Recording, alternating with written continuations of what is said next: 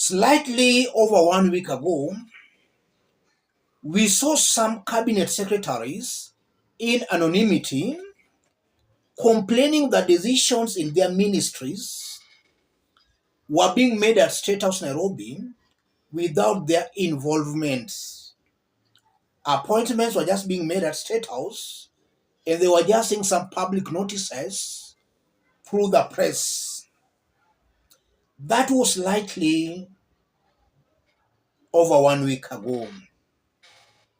It's now emerging that government's majority leader in the National Assembly, Kimani Ichung'wa, has presented a bill in Parliament that seeks to create the office of the Inspector General Corporation, in that before any board meeting within any government department or parastatal, you must inform the office of the Inspector General Corporation. And that's an issue that has been causing serious debate. And it has been interpreted to mean, henceforth, all tenders will be sanctioned at State House, Nairobi. No parastatal, no department will be able to give any tender without State House approval. Let's have a look at some reactions to that by somebody calling himself the People's Watchman. That's Boniface Mwangi. No state board will sit before sending the agenda of the meeting to the IG of state corporations. Directive is from the State House. The intention is to know what the board is about to approve so that Truto can decide who will get the tenders. This is against the tenets of governance. And let's have a look at a bit, or rather a part of that bill. All board chairpersons, all chief executive officers of state corporations, management of state corporations. Section 18(1) of the State Corporations Act, Cap 446, establishes the office of the Inspector General Corporations with the mandate to, number one, advise the government on all matters affecting the effective running of state corporations. So this office is just going to act maybe as the supervisor of the government. Two, report periodically to the minister on management practices within any state corporations. Three, report to the Auditor General any cases where monies appropriated by Parliament are not being applied by state corporations for the purposes for which they were appropriated. And that's very interesting, because the work of Auditor General is to audit and report the use and management of public resources by public entities. So why is this newly created office reporting again to the Auditor General?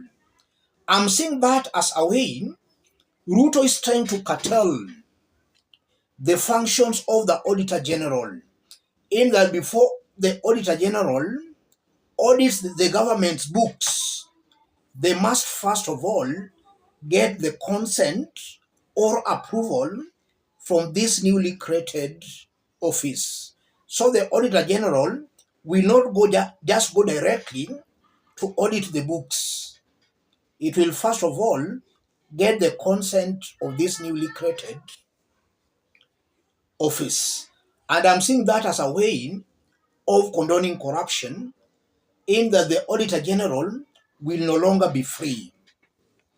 And also, Section 18(2) of the State Corporation Act allows the Inspector General Corporations to, number one, call for and inspect all books, records, returns, and documents which, in his opinion, relate to the accounts of or execution of the functions of any state corporation.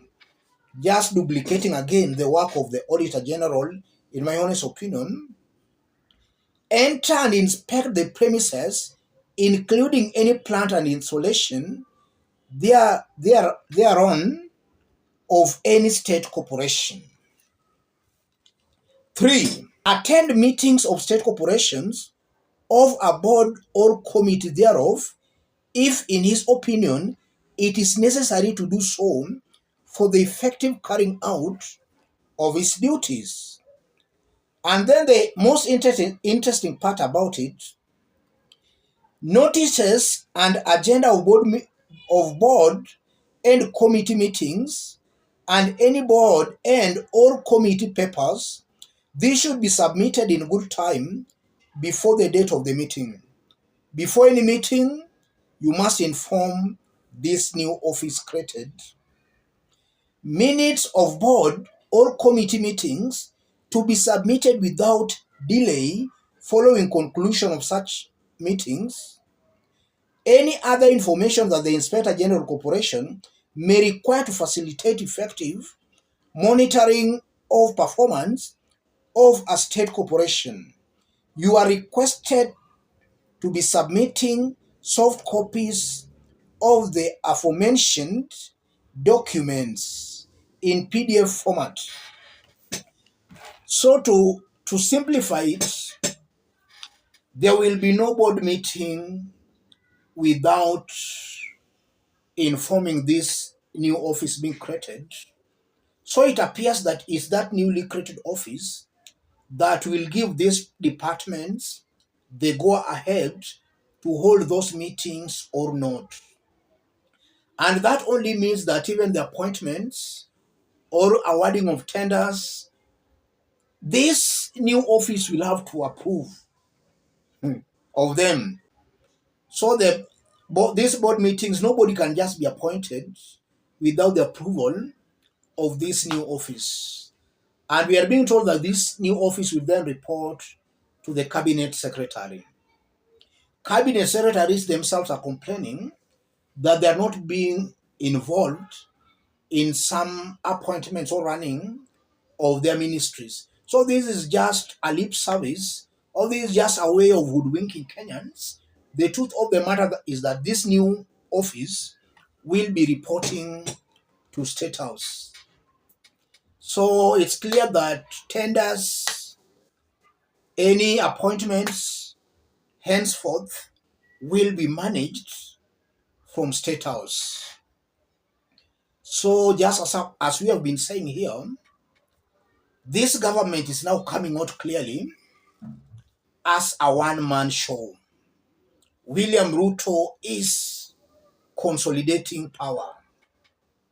These CEOs, these boards, they are now irrelevant. The ultimate goal here is that William Ruto must have the last say on any tender or on any appointment. That's what I'm seeing here. And now William Ruto is exposing himself very, very early. In just 1 year, William Ruto is exposing the real William Ruto.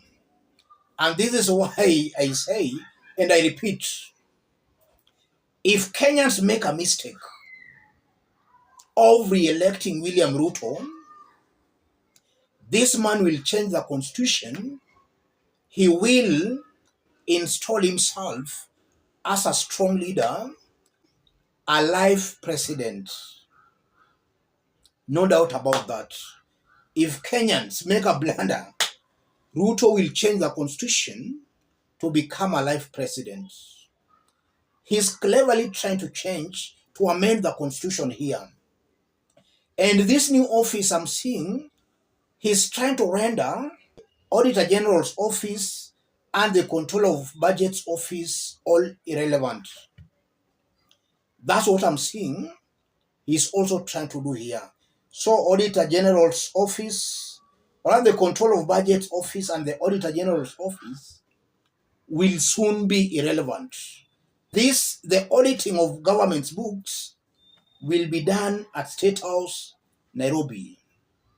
And to approve any money withdrawn, Ruto also intends that should also be done from State House. Let's meet in our next analysis. Thank you. God bless you. God bless Kenya.